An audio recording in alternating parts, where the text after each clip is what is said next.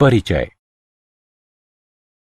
आज मैं बहुत खुश हूं क्योंकि मेरी चाची जी ने एक लड़की को जन्म दिया है। ये तो बहुत अच्छी बात है। लेकिन मेरे चाचा जी खुश नहीं थे क्योंकि वह एक लड़का चाहते थे। वह इसके लिए खुद को दोष दे रहे थे। लेकिन वह ऐसा क्यों कर रहे थे? वास्तव में एक लड़की को जन्म देने के लिए केवल मां ही जिम्मेदार नहीं होती है, बल्कि यह पिता के जीन पर निर्भर करता है, जो वास्तव में बच्चे के लिंग का निर्धारण करते हैं। मुझे आपको इस क्रियाविधि को विस्तार से समझाने दें। उद्देश्य। इस पाठ के अंत में आप निम्न करने में सक्षम हो जाएंगे: लिंग निर्धारण की क्रियाविधि समझना, उत्परिवर्तन के बारे में समझना, वंशावली विश्लेषण को समझना, विभिन्न प्रकार के आनुवंशिक विकारों की पहचान करना, लिंग निर्धारण।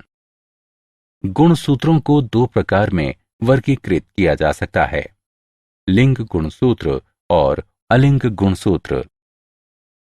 लिंग गुणसूत्र किसी जीव के लिंग का निर्धारण करने में शामिल गुणसूत्र को प्रायः X या Y के रूप में निर्दिष्ट किया जाता है।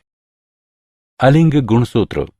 लिंग गुणसूत्र के अलावा गुणसूत्रों के सभी युग्म अलिंग गुणसूत्र कहलाते हैं। लिंग निर्धारण क्रियाविधि को तीन प्रकार में वर्गीकृत किया जा सकता है: XO प्रकार, XY प्रकार, ZW प्रकार। XO प्रकार, इसमें नर में केवल एक X गुणसूत्र जबकि मादा में X गुणसूत्र का एक जोड़ा होता है। उदाहरण: टिड्ढा। XY प्रकार, इसमें नर में केवल एक X और एक Y गुणसूत्र जबकि मादा में X गुणसूत्र का एक जोड़ा होता है। उदाहरण: मनुष्य। ZW प्रकार, इसमें मादा में केवल एक Z और एक W गुणसूत्र जबकि नर में Z गुणसूत्र का एक जोड़ा होता है। उदाहरण: पक्षी। मानव में लिंग निर्धारण। मनुष्यों में लिंग निर्धारण क्रियाविधि XY प्रकार की होती है। मनुष्यों में गुणसूत्र के 23 जोड़े होते हैं: 22 जोड़े अलिंग गुणसूत्र और एक जोड़ा लिंग गुणसूत्र। मादा में XX और नर में XY। शुक्राणु के साथ अंडाणु के निषेचन के दौरान दो प्रकार के युग्मक बन सकते हैं। इसलिए शिशु के बालक XY या बालिका XX होने की प्रायिकता 50% रहती है। इस प्रकार लिंग निर्धारण के लिए पिता के शुक्राणु की आनुवंशिक संरचना जिम्मेदार होती है, न कि माता की। उत्परिवर्तन। संतति में भिन्नताएं निम्न कारणों से पाई जा सकती हैं: गुणसूत्रों के विनिमय के बाद पुनर्योजन और उत्परिवर्तन। उत्परिवर्तन। उत्परिवर्तन एक घटना है जिससे DNA अनुक्रम में फेरबदल हो जाता है और फलस्वरूप जीव के जीनोटाइप तथा फिनोटाइप में परिवर्तन हो जाता है। उत्परिवर्तनजन कारक जो उत्परिवर्तन में शामिल होते हैं उत्परिवर्तनजन कहलाते हैं। उत्परिवर्तनजन हो सकते हैं रसायन जैसे कि क्षारीकरण अभिकर्मक, विकिरण जैसे कि पराबैंगनी किरणें, आयनकारी विकिरण आदि, विषाणु और भौतिक अभिकर्मक। उत्परिवर्तन के प्रकार। उत्परिवर्तन को निम्न प्रकार में वर्गीकृत किया जा सकता है: लोप। लोप DNA से एक या अनेक न्यूक्लियोटाइडों को हटाता है। अंतर्वेशन यानी अनुलिपीकरण। अंतर्वेशन एक या कई अतिरिक्त न्यूक्लियोटाइडों को DNA में जोड़ता है। बिंदु उत्परिवर्तन। ये वो उत्परिवर्तन हैं जो DNA के एकल क्षार युग्म में परिवर्तन के कारण उत्पन्न होते हैं। फ्रेम शिफ्ट उत्परिवर्तन। इसमें एक या कई क्षारों को निविष्ट या निष्कासित किया जाता है। परिणाम स्वरूप DNA अनुक्रम महत्वहीन बन जाता है। मूल्यांकन। आगे बढ़ने से पहले आइए जानें कि आपने कितना सीखा। निम्न का मिलान करें।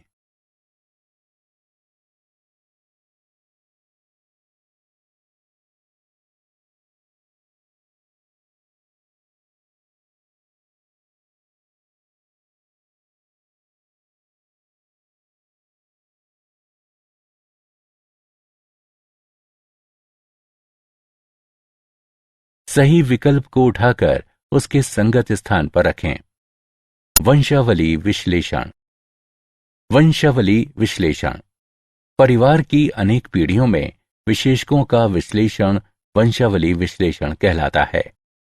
वंशावली यह पारिवारिक संबंधों का एक आरेख है जिसमें लोगों को निरूपित करने के लिए प्रतीकों और आनुवंशिक संबंधों को निरूपित करने के लिए रेखाओं का प्रयोग किया जाता है।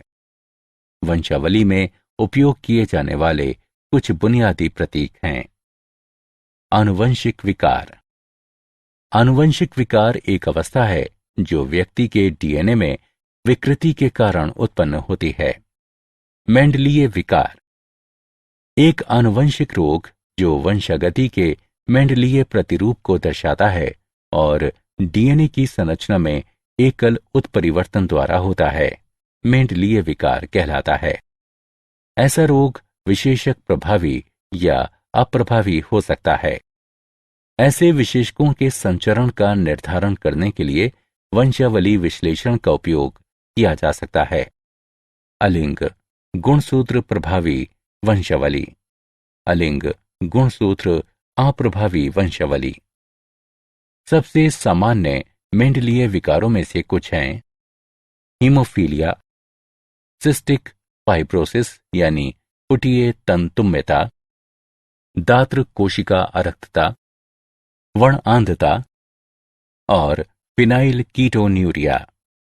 हीमोफीलिया यह लिंग सहलग्न अप्रभावी विकार है जो रुधिर स्कंदन को नियंत्रित करने की शरीर की क्षमता को क्षीण करता है। यह कुछ स्कंदन कारकों की कमी के कारण होता है। इस विशेषक का संचार वाहक मादाओं से अप्रभावित नर संतति में होता है। मादा की हीमोफीलिया से रोगग्रस्त होने की संभावना विरल होती है क्योंकि ऐसी मादा की माता में कम से कम वाहक और पिता को हीमोफीलिया से ग्रस्त होना आवश्यक होता है जो अधिक वय तक जीवित नहीं रह पाता। निम्नलिखित चार्ट हीमोफीलिया के संचार को दर्शाता है। सिस्टिक फाइब्रोसिस यानी पुटीय तंतुम्यता। सिस्टिक फाइब्रोसिस एक आनुवंशिक विकार है जो CFTR प्रोटीन की जीन कोडिंग के विलोपन के कारण होता है। यह गुणसूत्र 7 की लंबी भुजा पर स्थित होती है। प्रायः 3 न्यूक्लियोटाइड की हानि होती है जिसके परिणाम स्वरूप CFTR प्रोटीन के अनुक्रम और रचना में परिवर्तन हो जाता है जिससे ये अपक्रियात्मक हो जाती है। CFTR प्रोटीन कोशिका पृष्ठ झिल्ली के पार क्लोराइड आयनों के परिवहन को नियंत्रित करती है। इससे जीव का वैद्युत अपघट्य संतुलन क्षतिग्रस्त हो जाता है और फलस्वरूप बहिस्रावी ग्रंथियों में परिवर्तन हो जाता है। फेफड़े का झिल्ली स्तर असामान्य रूप से गाढ़ा श्लेष्म उत्पन्न करता है जिसके परिणाम स्वरूप बार बार संक्रमण होता है और सांस लेने में कठिनाई होती है। रोग अग्नाशय की एंजाइमी विफलता को भी बढ़ावा देता है जिसके कारण भोजन के पाचन और अवशोषण में विकार उत्पन्न हो जाते हैं। इन ग्रंथियों में लंबे समय तक स्राव के धारण के कारण स्रावी अंगों जैसे कि यकृत तथा अग्नाशय में फाइब्रोसिस हो जाती है। स्रावी अपक्रिया के कारण श्वेत ग्रंथि सोडियम क्लोराइड की अधिक सांद्रता वाला पसीना उत्पन्न करती है जिसे नमकीन श्वेत के रूप में जाना जाता है। दात्र कोशिका अरक्तता यानी सिकल सेल एनीमिया यह अलिंग अप्रभावी विशेषक है जो जनक से संतति में तब पहुंचता है जब दोनों जनक जीन के वाहक होते हैं। रोग का नियंत्रण अलील का एकल जोड़ा HbA और HbS करता है। Hb की घात S के लिए केवल समयुग्मजीव व्यक्ति ही रोगग्रस्त फिनोटाइप दर्शाते हैं। इस विकार का कारण हीमोग्लोबिन की बीटा श्रृंखला की छठी स्थिति पर स्थित वैलीन द्वारा ग्लूटेमिक अम्ल का प्रतिस्थापन है। इस प्रकार आरबीसी का आकार बदलकर लंबा दात्राकार हो जाता है। Phenyl ketonuria. फिनाइल कीटोन्यूरिया ये एक अलिंग गुणसूत्र अप्रभावी विकार है जो मस्तिष्क में फिनाइल एलेनिनी के संचय के कारण होता है, जिसके परिणाम स्वरूप मानसिक दुर्बलता आ जाती है। क्रोमोसोमीय विकार। ये विकार एक या अधिक गुणसूत्रों की अनुपस्थिति या अधिकता या असामान्य विन्यास के कारण उत्पन्न होते हैं। ऐसे विकार हो सकते हैं असुगुणिता, एनियोप्लोइडी, कोशिका विभाजन चक्र के दौरान क्रोमेटिड के विसंयोजन की विफलता के कारण एक क्रोमोसोम की अधिकता या हानि हो जाती है। इसे एनियोप्लोइडी कहते हैं। बहुगुणिता। बहुगुणिता एक अवस्था है जो तब पाई जाती है जब अंत्यावस्था के बाद कोशिका द्रव्य विभाजन नहीं होता है, जिसके परिणाम स्वरूप क्रोमोसोम के पूरे सेट में वृद्धि हो जाती है। ट्राइसोमी। क्रोमोसोम की एक अतिरिक्त प्रति ट्राइसोमी यानी त्रिसूत्रता कहलाती है। मोनोसोमी। जोड़े से एक क्रोमोसोम की अनुपस्थिति मोनोसोमी कहलाती है। मनुष्यों के कुछ सामान्य क्रोमोसोमीय विकार हैं। Down syndrome. ये क्रोमोसोम संख्या 21 की ट्राइसोमी के कारण होता है।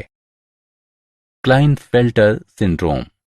यह मनुष्य के शुक्राणु XXY में X क्रोमोसोम की अतिरिक्त प्रति की उपस्थिति के कारण होता है। Turner syndrome. ये मानव अंडाणु XO में एक X क्रोमोसोम की अनुपस्थिति के कारण होता है। मूल्यांकन। आगे बढ़ने से पहले आइए जानें कि आपने कितना सीखा। सही विकल्प पर क्लिक करें।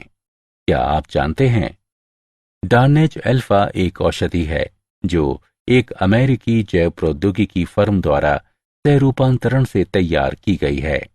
ये सिस्टिक फाइब्रोसिस, एक मेंडलीय आनुवंशिक विकार के उपचार में मदद करती है। सारांश।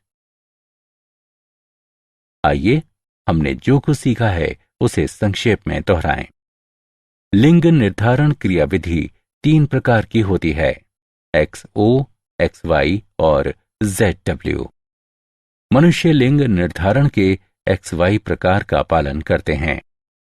उत्परिवर्तन को आनुवंशिक पदार्थ में परिवर्तन के रूप में परिभाषित किया जाता है। एक आनुवंशिक रोग जो वंशागति के मेंडलीय प्रतिरूप को दर्शाता है और डीएनए की संरचना में एकल उत्परिवर्तन द्वारा होता है, मेंडलीय विकार कहलाता है। उदाहरण दात्र कोशिका अरक्तता, हीमोफीलिया आदि।